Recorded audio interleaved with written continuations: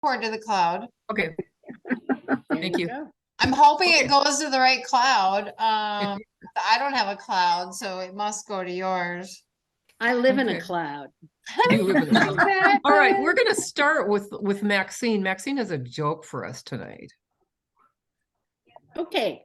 Go for it. Well, there was this man who spent many, many years working at UPS. Do you know UPS, United Parcel Service? Many, many years he worked for them, and he delivered this, he delivered that.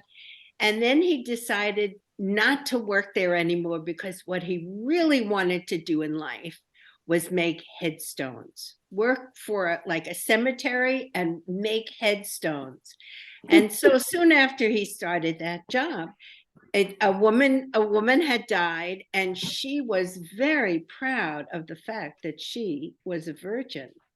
And so he wrote on her headstone, "Returned unopened." I spit my rice. That's all I have.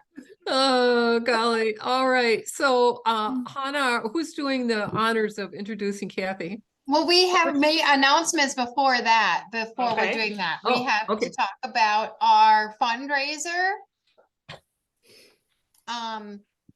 And our next upcoming meeting. So our December upcoming meeting, December 4th, we're having an in-person / Zoom meeting. Sorry, I traveled with these and they didn't travel as good as I thought. But this is what we're making for the December 4th meeting. They're little tiny tree ornaments taught by Svetlana Sepagina. And normally her tree was much bigger than that. So we downsized it to this cute little ornament. And you can hang it off of the little halo on top of the cherub's head or the angel's head with an ear wire or a hook. But everybody is getting free kits that wants one.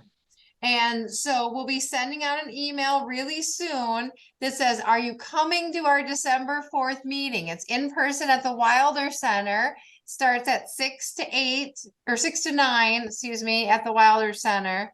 Or 5 to 9? No, wait, 5 to 8. What do we have it? 5 to 9? Yeah, 5 to 9 is what we have the center for. So 6 to 9 is the meeting. And if you're coming, your kit will be there. Otherwise, we'll mail you your kit. So you'll have to respond back with your current mailing address, and we'll ship you your kit to join us for our first in-person meeting in 3.5 years. Yes. Yeah. And of course, we're also going to be Zooming that. So Even if you're not able to join the meeting, you still can make your kit with us. Exactly. So Zoom or join us in person. So that's the whole idea. And it's on Monday, December 4th. And that one, since we're in person, we're going back to 6 o'clock so that we can get everything in and get the class in. So otherwise, Hannah then will tell us also more about our fundraiser. Oh, our fundraiser. Yes, we're doing our second fundraiser. And we do this every year to be able to afford great speakers like Kathy. And I think I have most of the items that have been, I know that there's a few people who still want to donate. If you do want to donate still, you needed to get to Rochelle by tomorrow, or a photo. And you can talk with her via Facebook or by email and find a place to drop it off. You're going to have to drop it off at her house, or you can send photos if you already have a photo. And that fundraiser will open on the 13th of this month. It is on our Facebook page, not the group, but the page. And anybody can bid. There's buy it now items, and there's items that start at a low bid price, and we've got some great stuff. We've got a wonderful set of really beautiful jewelry that has been donated. And we have a beaded vest from South Africa. We have a gorgeous piece that is a Murano glass flower from Italy that has been donated. It's really something else. We have some books. We have a lot of kits. We have just wonderful things. We have some lamp work, and right now we have, I think, almost 40 items that have been loaded, and there's more coming. If you have donated in the past for this auction and fundraiser and you don't see it up there already, please message me. I think that the things that have been submitted are already up. So if I've not mentioned your item just now, it's not on purpose. There's just so much that's good up there. And if it is not up and you've donated it, then please message me right away. So I'm really excited. That is not open yet for bidding, not forbidding the word. But it opens on the 13th and it runs until the 19th. And I think that's everything about that. I think so. Was there any other announcements? I should just say thank you to all of the people, the volunteers that worked at the Bead Society. The make and take table was very, very popular. We had 4 different instructors at the make and take table, and it went really well. So that's definitely something we'll look into doing again next year. So thank you to everyone and to the volunteers that worked at the UMBS table. We sold lots of stuff. All right. Anything else? Anybody else have anything they want to talk about? Okay, so Rochelle, Hannah, who's going to? Anna, do you want to introduce Kathy? Oh, it would be my honor. So I'm so excited today to introduce Kathy King to you. Kathy does something called bead quilling, and you're gonna be absolutely amazed by her work. She is an award-winning jewelry artist, beading instructor, and author of a book called Bead Quilled Jewelry, New Beadwork Designs with Square Stitch. And she really, what you're going to see is really wearable sculpture and fine art. It's really something else. In 2008, Kathy developed an innovative bead weaving technique called bead quilling, which the holes of the glass beads and the thread are exposed. So this is really exciting. You'll see that she uses color of both the beads and the thread to make her statement pieces. What happens is the thread color becomes an integral part of the final design. And you'll also see that they're component pieces, and there's a lot of beaded beads. You're going to be so amazed by her work. She has been shown on the cover of Bead and Button magazine and in articles featured in Beadwork, Niche, and Giftware News magazines. So Kathy was originally an engineer, and this technique allows her to weave sturdy but flexible structures, which you will see her influences. I'm really excited about the way that she's going to show you her influences and then the finished piece.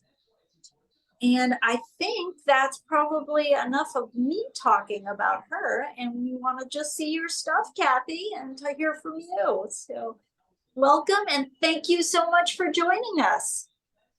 Thank you very much for having me. You know, I haven't been doing a lot of this since before COVID, so it's kind of nice I can talk about beads all day. So, but yeah, thanks for having me. And I guess I can just start I have a little PowerPoint presentation, basically just talking about my inspiration for my pieces, and how I design them. And if anyone has questions, I'm fine with answering them as we go. I don't know if you can put it in the chat. If Hannah wants to, are you watching the chat? And then, or I can look at the chat.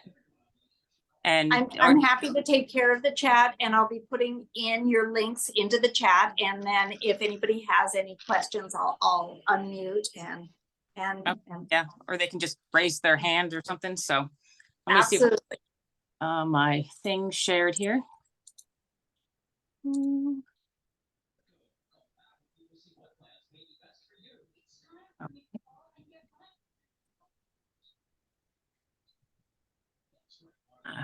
Okay. It's doing that thing again where it doesn't show the whole screen.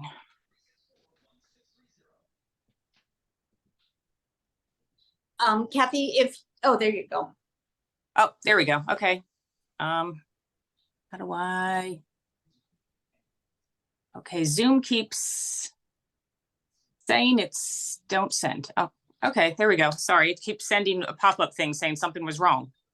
Oh wait, it is. Try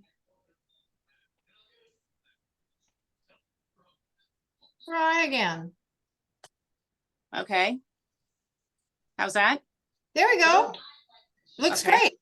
I think that's the first screen. So second screen, close enough. But this is just my brief bio. I don't know if she went over most of it. I didn't start bead weaving. I started when I was about 30, I guess. So it wasn't something I started when I was real young.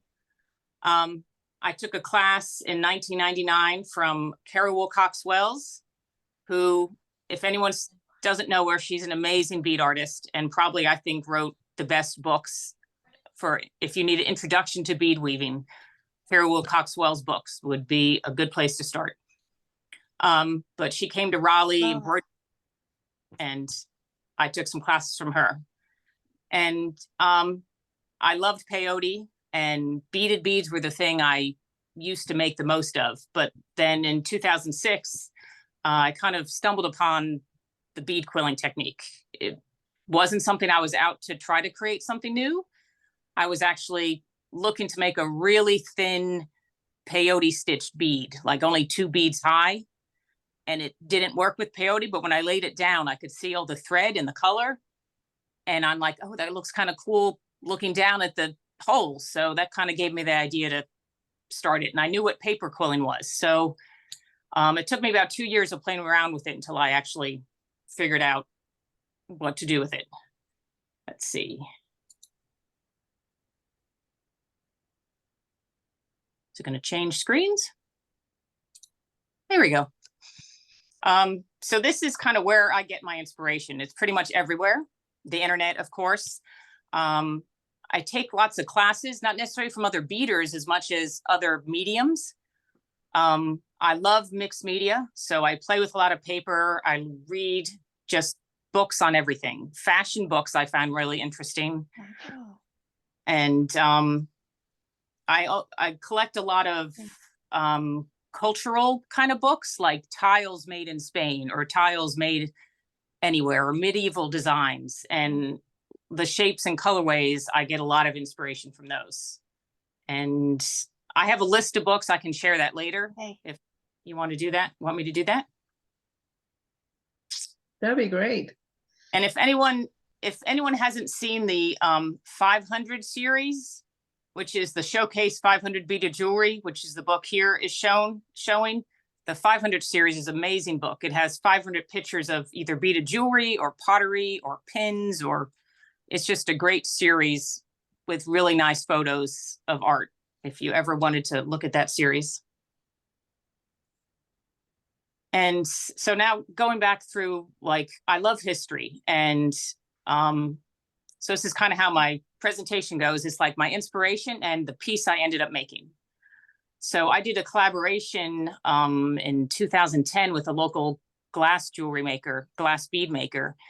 And it was for the glass bead makers. Beautiful. I forgot what their group's called, the International Society of Glass Bead Makers. And we had to make a piece based on a historical figure. And we picked Nefertiti. So I kind of designed, sketched a piece, and then she made the glass beads that went into the center of the large blue piece here. And then the one below is, I call it Zenobia's armor. And Zenobia, I just kind of Google random historical things and I come up with interesting people that I then base a piece off of. So she was a warrior queen in Syria, and that the piece I made is also bead quilled. These are large pieces, but they're fairly lightweight, which is really nice. I like making big pieces and they're easier to wear. What's the center of the blue piece made out of? Is that wire? How do I go back? Anyone know? I don't know. I went too fast. There should be a way to go back. Down at your bottom left or right hand side of your keyboard, you should have arrows on your keyboard, not on your screen, but on your keyboard. Yeah. And you should have arrows on your keyboard, and that usually takes you back. Or page up. It's not working. Oh, I didn't test that the other day. Oh, it should. Kathy, did you try page up? I did. Oh, Nothing is working. well. Well, I'm sorry. It shouldn't be this. Maybe close it up and restart your screen and just page Yeah. through to the right page. We're Yeah, patient and usually you have that to- would be fine. Start your sharing, maybe. Okay.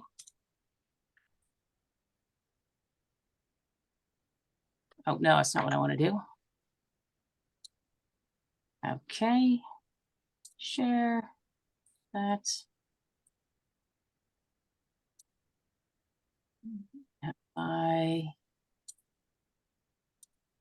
Yeah, I'm just going to do this.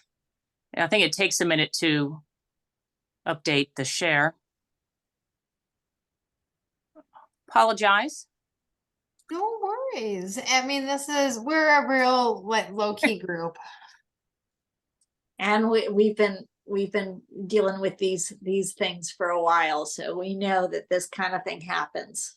Okay, I'm looking at one thing and the share screen shows something else. Oh. There we go.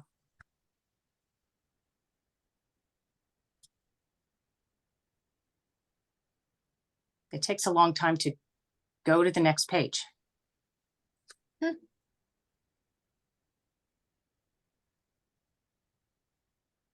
There we go.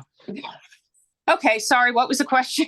The question, because your blue piece up there, is the center of that like Viking knit wire, or what is, I mean, it's hard to tell what Actually, your inner and outer perimeters of how you made the shape is. I see the bead quilling and the blue parts.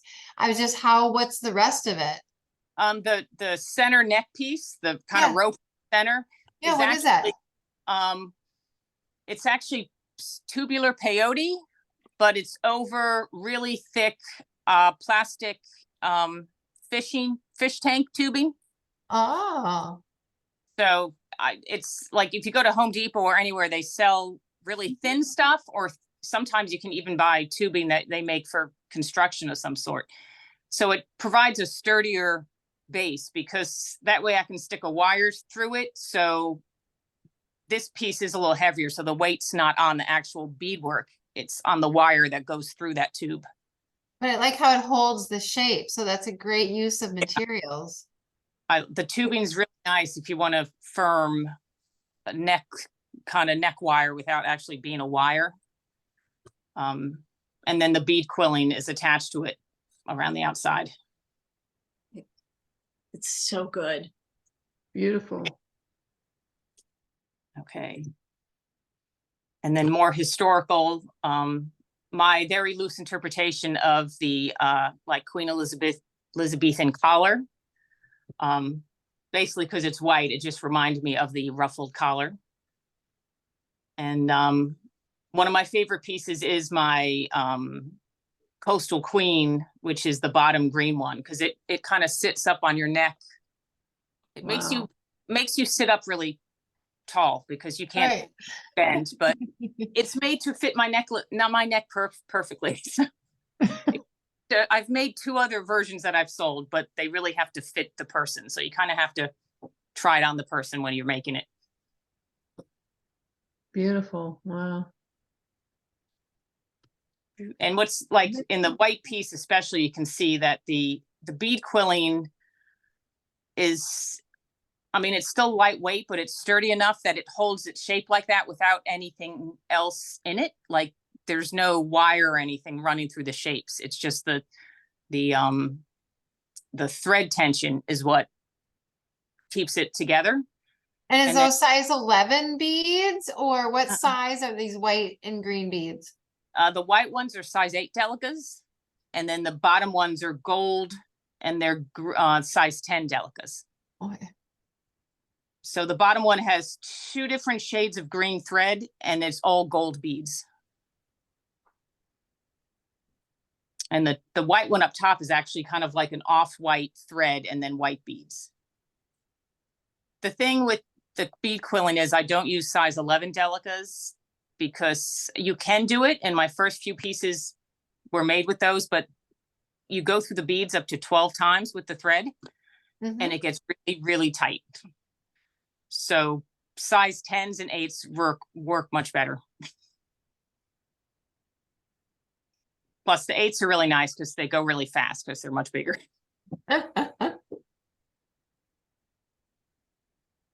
And then this, the Celtic one was based off of some Celtic cross stitch patterns.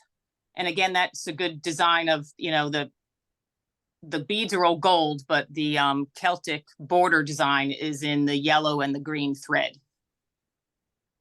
So it's kind of a good use of the different colors of thread with the bead quilling. And then the bottom thing is what I called Irish cashel, and a cashel is a circular round stone fort in Ireland. So each of the circles are made out of encased glass pearls. So it's a slightly different design for the bead quilling. The top one is I'm just stitching just the beads, but the bottom I work around the pearls and then I stitch them together. And because it's kind of made with different components, before you connect them, you can play around with the final design really easily, which I really enjoy. Like I'll make 100 different pieces and not really know what I'm doing with it until I play around. So I kind of like that aspect of it. You don't really need to know what your end result is, which I work well with that. I know some people don't work well with that. They want to know what they're making, but Did you see Doris's, Doris had a Doris, question oh, about yeah, Doris would whether- like to know if you ever use regular round beads or just the cylinder beads. I do cylinder just because of how you do the bead quilling. I don't actually use square stitch anymore. It's basically 2 bead ladder stitch, and it just wouldn't look the same because the delicas, the cylinders sit so nicely together. If you tried regular round seed beads, it wouldn't have the neat shapes that you get with the cylinder beads. So I only use cylinders. I've never even tried it with 11 or like regular seed beads, round ones. And I only use thread too, because people have asked, because I know some people don't like to use thread, they just use fireline. And you can do fireline with this, but you can only make straight pieces. Like some of my designs, I curve the pieces, but the fireline is so stiff, it won't let the pieces bend. Lola. So. And Robin would like to know what kind of thread, speaking of thread, you use. I mostly use Mayuki, which it comes in 18 different colors, or is it up to 24 now? But it's kind of the same. I think Mayuki and Toho make very similar threads, but there's a lot of other good ones out there, but I like them because they come in so many colors.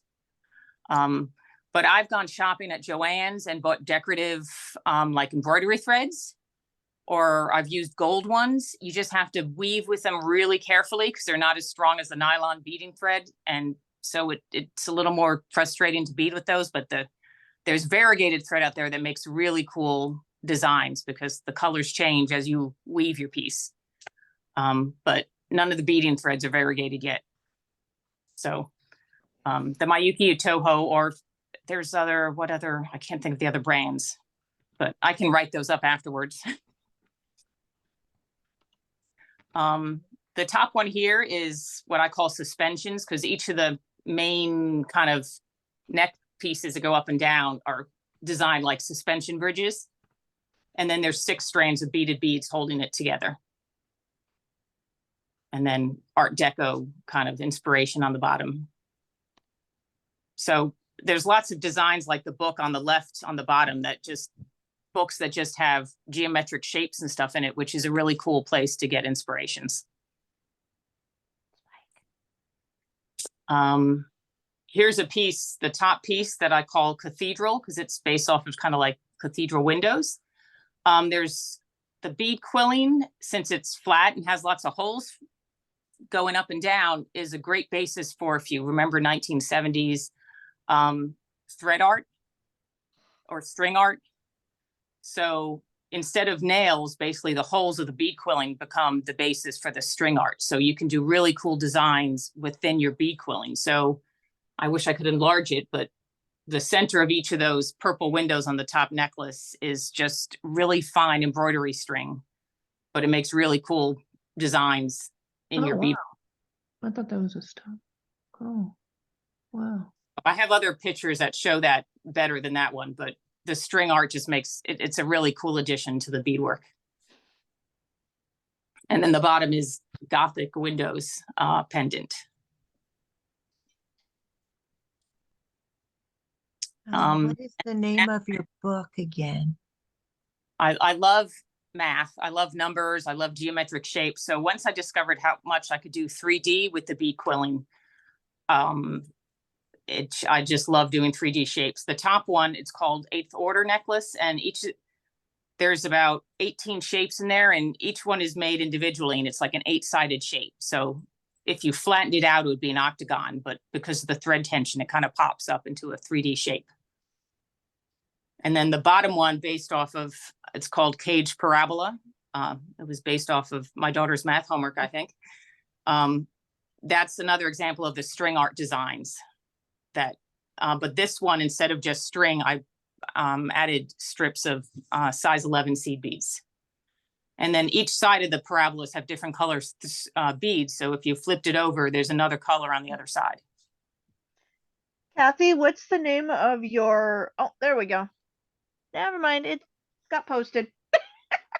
And I will say, like, you still can get my book places, but I write my instructions completely differently now than when I wrote the book.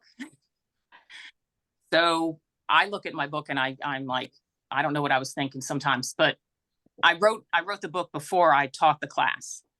So do you have like tutorials and things available on your website for purchase?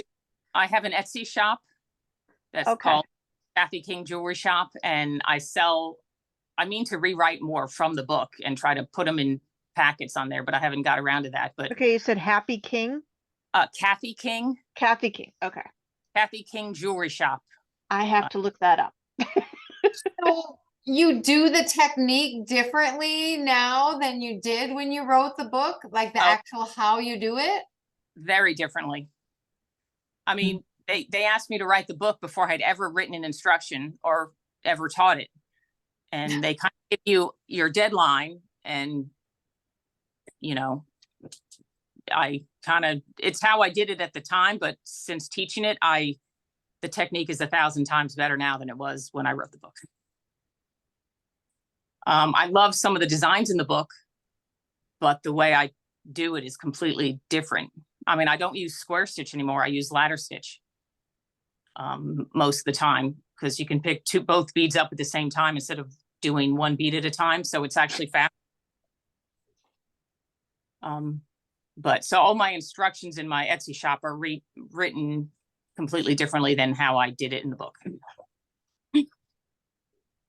So I warn people of that. Shelley says that they make her think of the old spirograph shapes. Yes, definitely. I mean, I got a spirograph and I play around with one of those just to get fun shapes and stuff. I've done other pieces that are exactly a spirograph. They look exactly like one. So I love spirographs.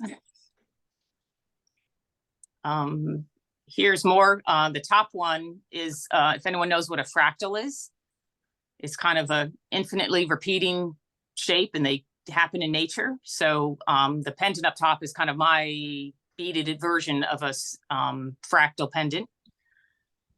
And then the bottom piece, I love doing really large pieces and I love puzzles.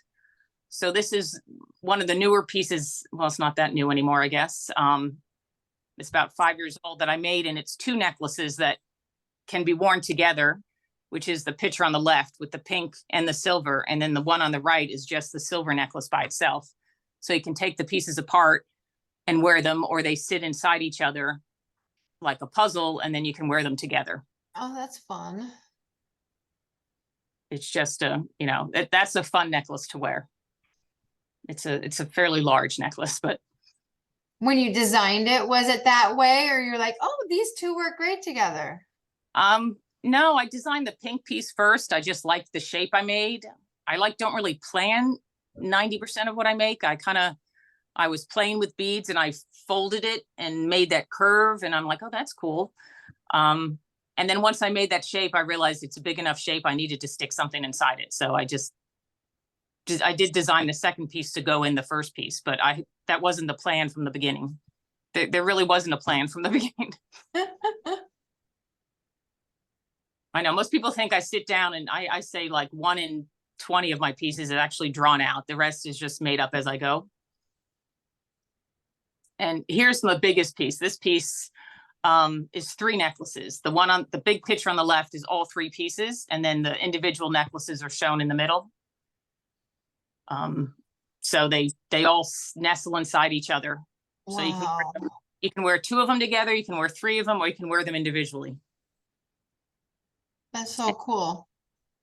And so like when I sold that piece, I got a shadow box, and so you could hang it in the shadow box and hang it on the wall, because it's a fairly large piece. It doesn't fit in your jewelry box. So I sold it as a kind of a wall piece, and then you can take it out and wear it.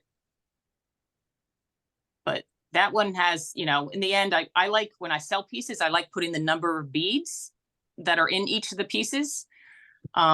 It's fairly easy to figure it out. You multiply lots, but this one has about 30,000 beads in the entire 3 necklaces, which always gets people's attention, especially when they look at the price tag on some of these pieces. And then, of course, nature isn't always an inspiration for everybody. The pin up top, again, is all blue beads, but 3 different colors of thread. And then they're just 3 different, I stacked them they're kind of stacked on top of each other. And then with the beads hole, you can just sew pieces together by stacking them on top of each other. So they're easy to connect. And the one on the bottom is a piece I made for, if anyone watches the Battle of the Beadsmith. This was one from 2012. So it's an older piece.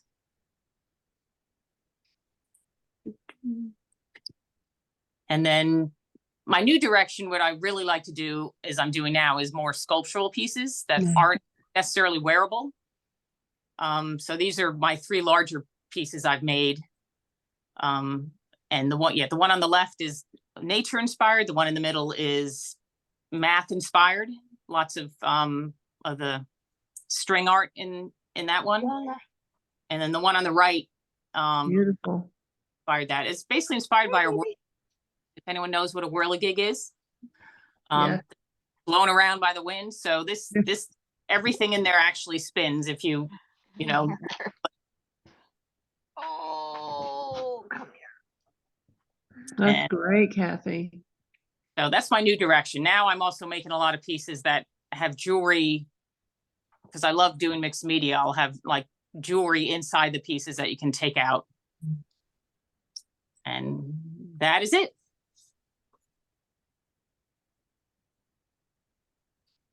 Anyone has any questions or anything?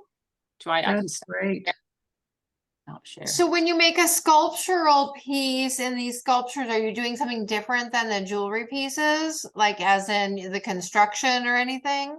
No, not really. I guess the main thing is I don't have to worry about if it's comfortable, if it'll fit somebody. I can just do whatever I want, which is, but I don't really do anything differently. I still bead it the same way. Interesting. And so, do you like the sculptures better?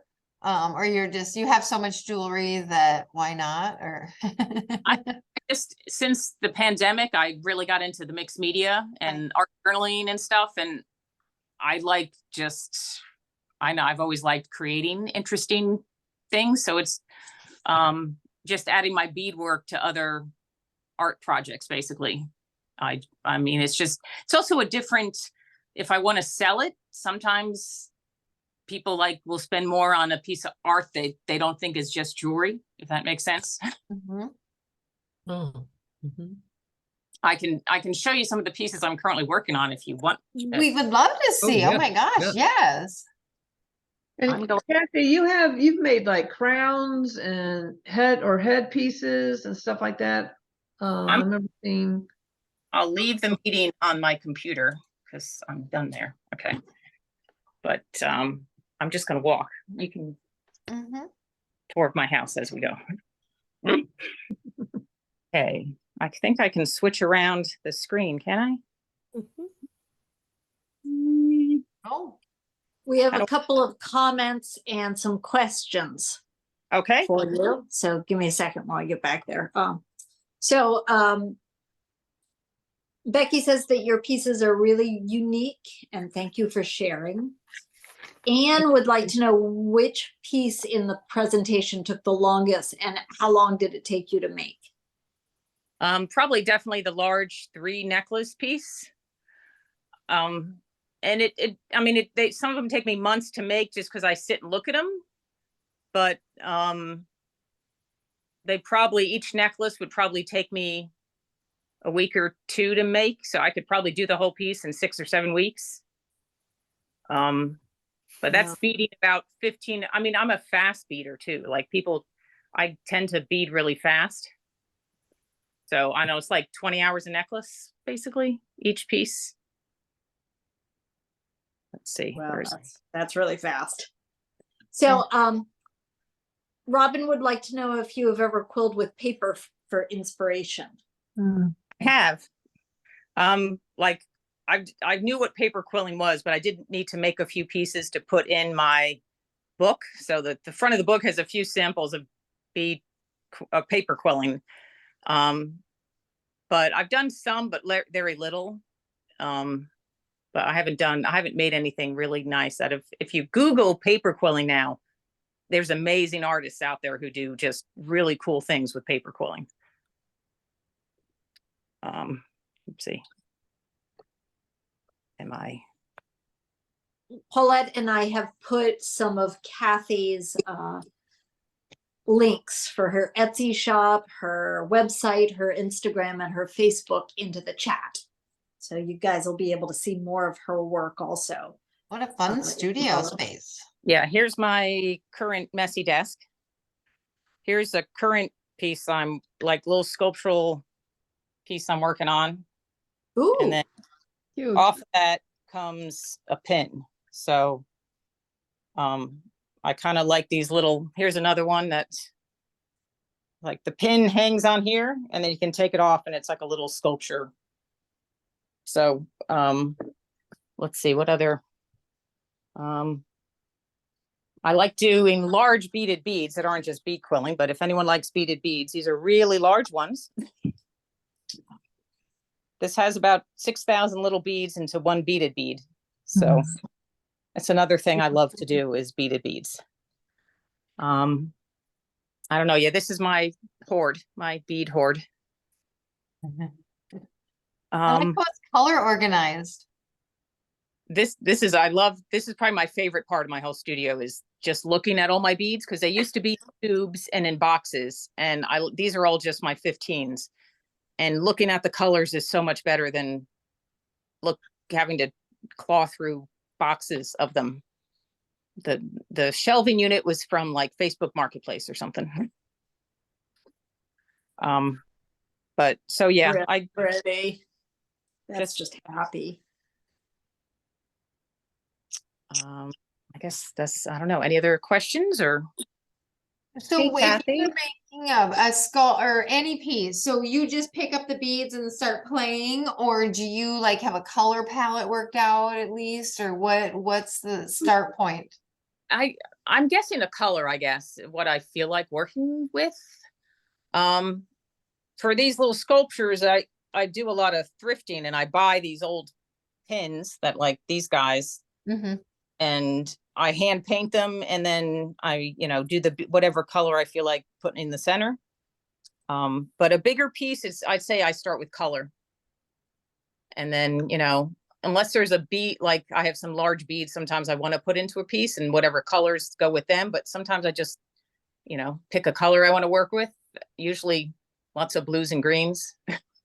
And I start from there, but I really just start playing. I can't really explain. And then from playing, I get an idea, and then I, kind of, once I get a shape, I usually have to make like 50 of them to put them in a finished piece, which gets really boring. And that's where you listen to audiobooks. Okay. Listen to a lot of audiobooks while beading. Because as I get older, I can't do the TV and the beading as much. Okay. And so it's all, you said it's, ladder stitch. So, with the shapes and everything, so you make the long pieces and then go back and hook them together, or you make the points as you go, or I'm like. I make the points as I go, and I've got let me see, I think I've got a bunch of little pieces here that I can kind of show you. Yeah. Let me dump these. I think they're samples from a class, so I can kind of, let me turn this around. Here we go. Lots of class samples. So, no, that's,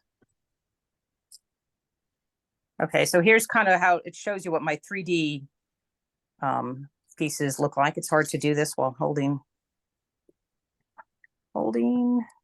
the phone. Sorry. So this is an 8-sided piece that I actually make flat. And it's not until you make the last connection, if you can kind of see that, that it pops up.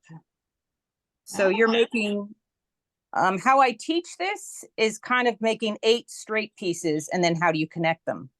But how I actually make it is I know how many rows of beads I need, and I make one long strip and then fold that strip in half, and then I make the angles as I go. But that's a much more confusing way if you don't first kind of understand what you're doing. So how I do it and how I teach it are usually 2 different ways. And then once someone gets comfortable with it, I can show them how I do it, if that makes sense. Wow. But let's see. So speaking of teaching, Paulette would like to know, are you teaching any workshops in person or online coming up? I do not have anything planned. I've kind of cut back on teaching a lot, I haven't taught since before COVID, honestly. So it's been a few years. I haven't designed anything really new to teach. So I have lots of instructions I've kind of half written that I need to get to teaching.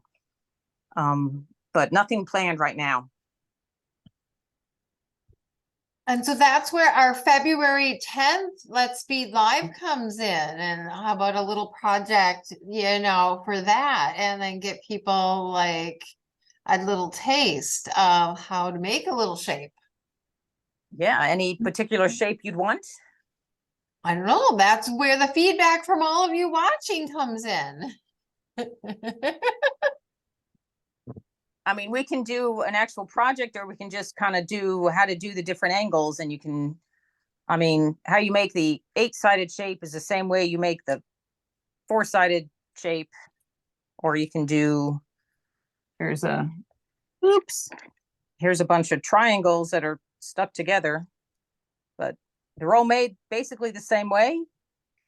Yeah, well, I think it'd Oh, be that fun would be to learn to great. make a shape Yeah. and then see what everybody does with it, you know? Cause That would be kind of cool, doing some shapes and then like a few things like how do you change an angle or something? yeah, the Yeah. triangles are nice.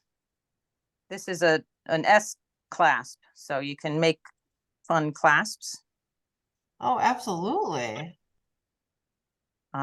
But yeah, here's like just 2 sides. Rochelle, Uh-huh.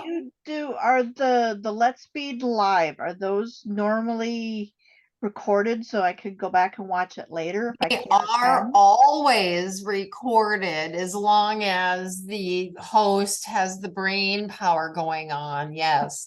So, and they those are up on the public YouTube channel. They're always left on Facebook. So Facebook has a copy that you can go find on the Upper Midwest Bead Society public Facebook page. And then we also upload the videos to the public YouTube channel. Okay. So they're on both places or you can watch. And then if there was any patterning or anything like that to them, that's on the archive page. So then the link directly to it is next to the pattern, the information, and the link from the archive page from umbs.org. Okay. But on Facebook, if you go to our public page and then go to videos or events, you can then click on all the past ones and they should be there. Okay, cool. Because I work every other Saturday, so I can't always attend. when it Right. And happens, so that's so. why we are trying to have it in any way we can so that we can get everybody still connected and keep going. And it for whatever time zone works for everybody. And so do you And, change colors of thread in the same project then, or you do one shape with one color and then another shape Um, with another I color? can do both. I mean, here's one sampling it kind of, you can do the circular shape, which the one you can't do using if you use Fireline. Let me see if I can think of one where I've definitely changed color, like I've done sides of it, like, oh, well, this piece right here. I didn't change I changed color and beads. Okay. And you can also, if you're want to do 2-sided pendant, it's that I do the stitches 2 beads tall there. Uh-huh. You can do different color beads, like the top bead could be black, the bottom bead could be white. So when you flip it over, it looks slightly different. So then do you do 4 beads at a time because they're 2 beads tall, or no, I just do layer than the next layer? I do basically 2 bead ladder stitch. Oh, okay. So I just Yep. pick up 2 beads at a time and connect it to the previous 2 beads. So Goes so much faster when you do 2 at a time. it does. It does go significantly faster. Trying to think of one if I have one that has. I could. Oh, I'll show you. Here you can see. Woo. Ooh. Here's one where I used variegated thread, Oh, that's cool. and this is these are size 8 delicas because it's thicker thread. It's thread made by it's Miyuki thread made for like crocheting or Okay. it's a little not usually used for beading, but because it's size 8 delicas, you can get the thicker thread through it. That comes in a bunch of different variegated, but I really love the variegated. It has a very different look to it. Mm-hmm. And oh, here's a piece, I guess. Here's one, my medallion. If you can tell, I changed colors of thread with each layer. Right. The beads are the same, but I changed the thread color. Nice. And it could be subtle or it could be, you know, here's a better kind of, so 4 different 4 different thread colors.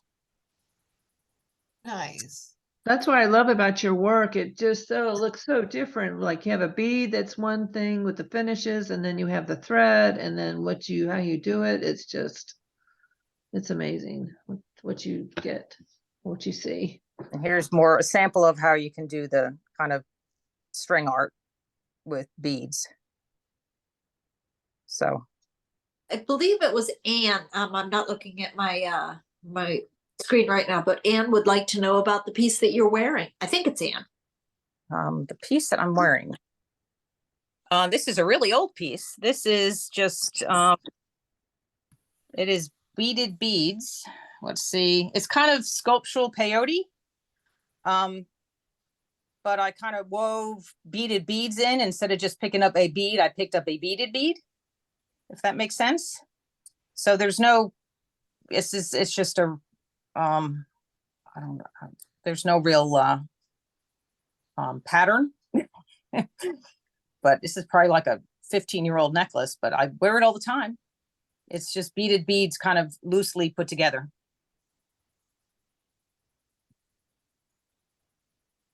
But I think I actually have instructions for that. I don't know if they're on my Etsy shop or not. I don't recall. But it's probably one of the necklaces I wear the most because it goes with everything. And she has really interesting pattern because you have the one, what is it? I don't know if it's called the reef or Oh, the coral reef. coral reef, which that one I love. I have. I want to make it's on my list. Have you made it yet? No, I have to and I keep trying to get the right beads and stuff, you know. If you like actually wait for the other kid. I don't know. I don't know where mine. Right. I don't know what. Yeah, if it's a pattern that has 10 different beaded bead designs in it, basically on top. I'll see if I can find it because I have your website pulled up, but it's very cool. So let me see if I can find it. But this is one of my new favorite pieces, though. It's 142 beaded beads, each one with a different shade of 15s. That is that's beautiful. It's 3 different necklaces that I contain into one long piece, so you can wear them again individually. But so it's the same bead, it's just different gradations of colors. Yeah, it's just I tried to use all my size 15s, but I realized I have like 400 of them. I got 142 of them done in this necklace, but someday I'm going to do all of them because I just love looking at all the color. It just makes me happy. It's one big rainbow. What color thread did you use in that? These are just black, I think. I think I used black in all of them. Nope, I changed the thread color. I'm looking at it now. It's different thread color. Okay. So the black didn't come through the more transparent beads. I put a picture of that reef necklace on the chat. Anyway, it's just kind of like so amazing.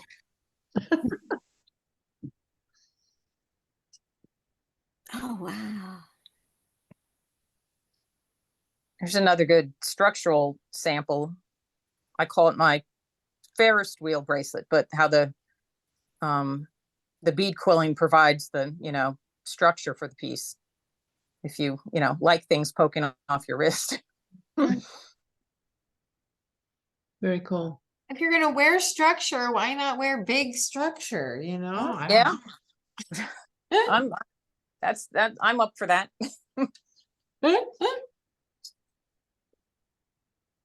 Yeah, people always think the little necklaces I wear are big. I'm like, no, that's not big.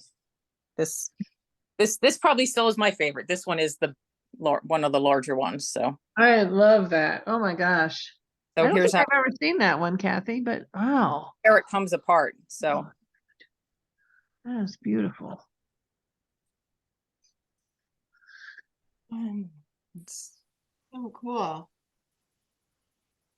I'm having bead room envy. I know. You're just so organized too. Mine's such a mess. Well, some days it is. Some you don't see the other half that has all my mixed media this is, we just moved into the house 2 years ago. Before then I had a small corner of the bonus room. And then I had to have a studio outside of my house. It's good to have at home though. I like having my beads at home. Absolutely. And so do you have any advice for people who are trying to like start their own project or do something on this, or what not to do, or I don't know if there's anything not to do. I mean, I think one of the main things when I teach, you know, people are always afraid to make mistakes, I think. So I think my biggest thing when I teach is, you know, these are my instructions, but you could really do whatever you want with it. And if it's, you know, if you make a mistake and something breaks, then you fix it, but you usually learn from all your mistakes. So I'm like, don't be afraid to make a mistake. People afraid to mix colors. I mean, I have you know, boxes of beads I've made that I don't like. I just save everything, you know, like, oh, that didn't work out. I have tons of things that did not work out. So, I mean, I think that's my biggest thing is don't be afraid to fail and, you know, make something you don't like, but you usually learn something from it. I mean, bead quilling is me trying something and it didn't work, but I got something else out of it. So Kathy, how do you stay organized? Because I know you work full time and you do mixed media and then you have your beading business and you're creating stuff. I mean, it's just amazing how you can get so much Well, done. yeah, the last I just started working full time 5 months ago and I have not been beading very much. Not till recently, because I have a show coming up in 2 weeks that I've started making some stuff because I have not figured out my schedule since working full time. But I think the best thing is to do a little bit a day. I need to, like, even if I just make one beaded bead a day or one little piece of bead quilling a day, over the week, I could finish some earrings or something. I think that's the, you know, consistency, a little bit at a time. But, you know, life can get away from you pretty easily. Hey, Joanne asked, is Mayuki thread one strand or how many do you use? How many strands? I can show you my Mayuki thread here. I use a single strand. So this is the Mayuki thread. And I believe Toho sells, or what's it called? Oh, it's the 1G. 1G, that's it. I'm trying to think of the name. 1G, I think, is the same exact thread, just with a different sticker on the end. So this is what I use a lot, but then where's that other thread? This thread is really nice, the Hannah. The Hannah, yeah. And this is a gorgeous color that I don't have in anything else, but Would KO or Nymo work? KO, I think KO works. Nymo, I mean, that's what I used to only use is Nymo until I discovered Mayuki, because Nymo will shred more. Okay. And with the bead quilling, because you're kind of tougher on the string because you go through the bead so many times, I don't use Nymo. I have tons of Nymo. I can't get rid of it. But I don't use it anymore. I do use Ceylon sometimes. If this is Ceylon. And they have 36 different colors. I don't like it quite as much as Mayuki, but I like it better than Nymo. And it comes in a few more colors. So that's another one. It's Ceylon size A, double A, which is the thinnest, or D, which you can use. I use double A for the size 10 delicas and size D for the size 8 delicas. I'm trying to think of the other thread I use. We have another question. They want to know if you wax your thread or not. I do not.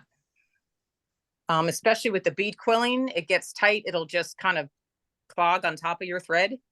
But I've never been a big waxer. So that's kind of a personal kind of thing, I guess, if you wax or don't wax. I've tried waxing because I own it, but I just don't feel the need to wax, especially with using the Mayuki or 1G stuff. I don't think you need to wax.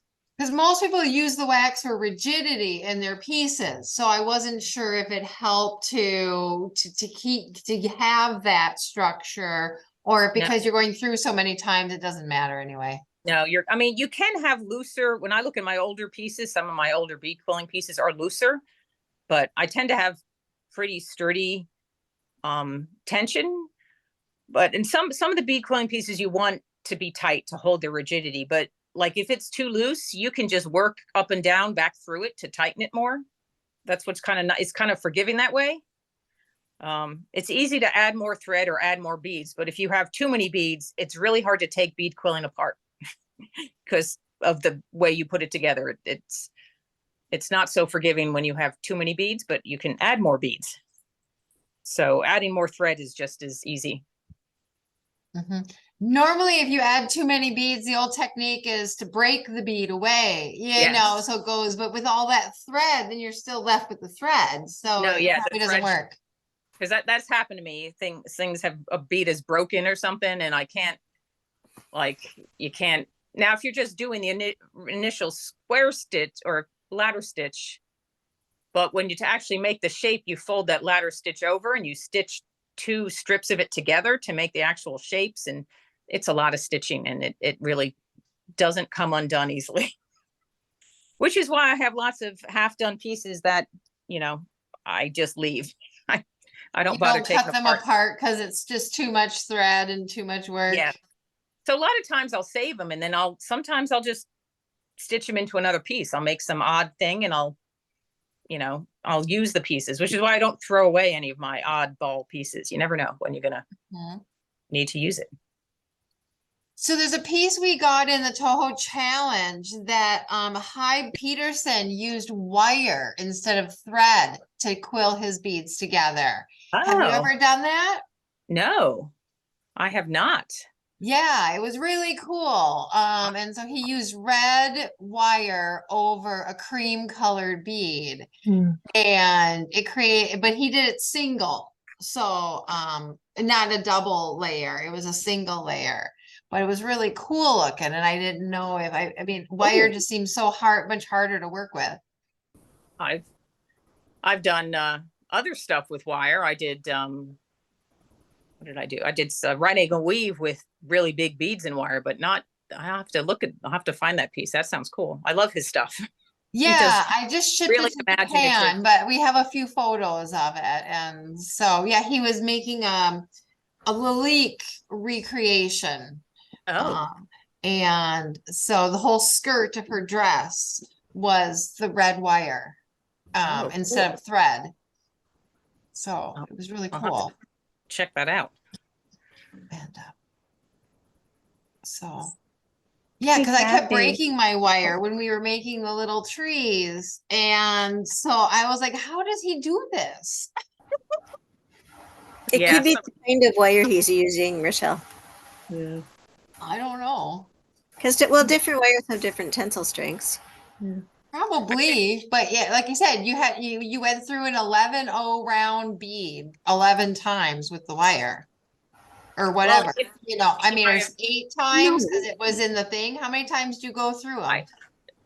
The way I do it, he was probably just doing, I don't know, he may have been doing it the way I do it. It's like 12 times, but yeah, I can't imagine going around you attached together through all the angles.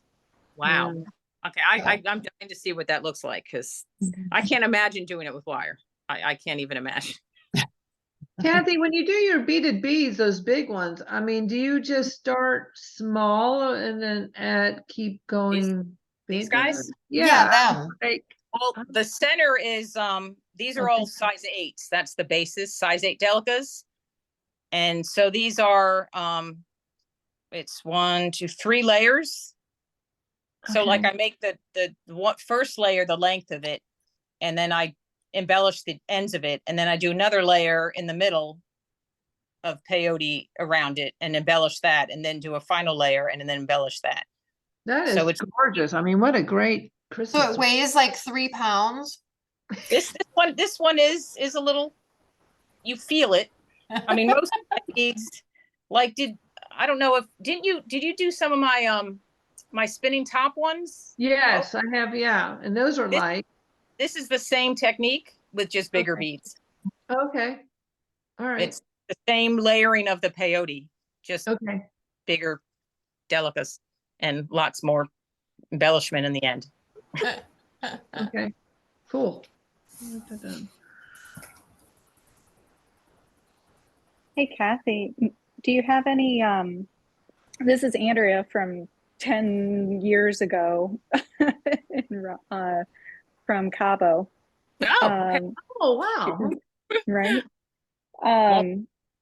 Yeah, I know. It's been a long time since you were helping me get my business off the ground. And so now that you are famous and in all these books and instructions, and you were doing wholesale for a while there and selling, and like, do you have any like, I feel like you've done it all. Like, do you have any future goals or any other things that you're looking forward to doing kind of for I your wanted art? sculptural pieces. I wouldn't mind doing, you know, not necessarily jewelry, but sculptural kind of stuff. Like an art installation sort of thing? Yeah, maybe not quite that big, because I still, though, I spoke to someone who said I should upscale my pieces and do a big art installation. I'm like, I can't think quite that big. I don't know if I can think that big, because I'm so used to tiny things. So I still want to just do more sculptural stuff. And my husband likes to do art, and he wants to do some sculpture. So maybe we'll do some piece together. I don't know. We've talked about that. Oh, that would be cool. Does he So- want to work in metal, or does he know what kind of sculpture he wants to do, or Works in everything kind of. everything? Yeah. Oh, He's cool. not- But I mean, I don't know. If anyone else is going for it, I would not recommend doing wholesale. I would not do that again. At least not with bead weaving. Or at least not with what I did with bead weaving. It didn't really work. So Yeah, I was wondering how that was. I would, Because when we were chatted, you were in the middle of it. yeah. And it was one thing I wish I could go back and not do. I don't know how much money, if I made any, actually doing those shows, because they're really expensive shows. And when you do them, if you do bead weaving, when I sold it, it wasn't cheap enough for like the gift stores, but it wasn't fine enough for the high-end galleries that did lots of gold and metal stuff. So I didn't really fit in. Like, my stuff could get expensive because it was big pieces, but it didn't fit in the people who were shopping at those stores. Stop shopping at. So I did it for like three times, 3 years. And I think I just spent a lot of money or broke even. So Where are you mostly selling your pieces now? I'm on Artful Home, though I don't do much there. I'm in a local gallery in downtown Cary that I really enjoy. It's like a co-op. We run it. There's 25 of us. So I work in the gallery, and I kind of like that.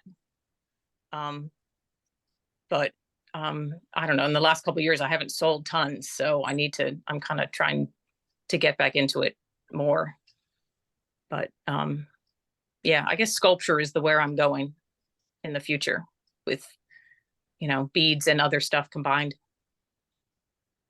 So you said you're doing a show or something coming up, or? Yeah, if anyone's in near Winston-Salem, North Carolina, I do the Piedmont Craftsman Guild. Oh, okay. Yeah. I haven't done it the last 4 years or 5 years. So I've done it for like 10 years now. The one that was usually over Thanksgiving. No, that's the Carolina Designer Craftsman. That actually folded. Oh. Have that in Raleigh. It was a really nice show, but somehow Raleigh could support an art show. So the Piedmont Craftsman is most of the same people who did that, but it's in Winston-Salem, and it's been going on for 60 years now. It's the 60th anniversary this year. Oh, wow. Cool. So yeah, that's next weekend, a week and a half from now. I'll have to tell my sister. She just moved to Hendersonville, and I think that might not be too far from her. No, I don't think it is. A couple hours or an hour and a half or something. Yeah. Winston-Salem downtown, lots of artsy stuff to do and stuff. Yeah. Mm-hmm. Yep. Cool. So I just inspired. put. Sorry. Yeah. Oh, the link she put up there. Yep. Oh, yeah. Cool. Yeah, all the links are here, your links to your shop. And so everybody can find more of you and more of your kits and everything. And Okay. Well, Did you that share? means that we've actually forgotten something really important, which is that Kathy made something special for us. oh yeah, discount. Will you talk about it, Kathy? Yeah, there's I just created a discount for the next 2 weeks or so in my Etsy shop. It's 30% off anything. So you just have to type in Midwest Bead Society in all caps. And when you check out, I think wherever you put the little coupon codes. So that applies to everything in the shop. No, nice. Thank And you. all my Thank kits you. come with the instructions. So if you get a kit, I'll email you the PDF. You don't have to buy the PDF. So I will email you PDFs to any kits you buy, and then if you just buy an instruction, that's just a downloadable thing. It was Midwest Bead Society. We put it in the chat there, so you can see what it is. All in capital letters. I don't know if it matters if it's caps. That's just how it made, when I type it in, that's what it came up. So I'm guessing it needs to be all caps. If anyone has an issue, they can just send me an email and I can just.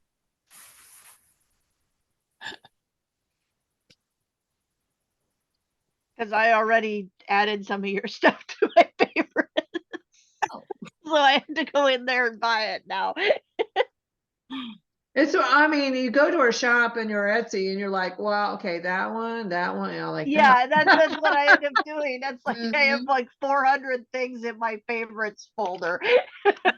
Well, I haven't been because Kathy is from Capital Area Bead Society, so I've known her for a few years. And every time I go, it's like every year I go to her shop and I'll buy more things or I'll buy some kits. So I actually have a box that's Kathy King's.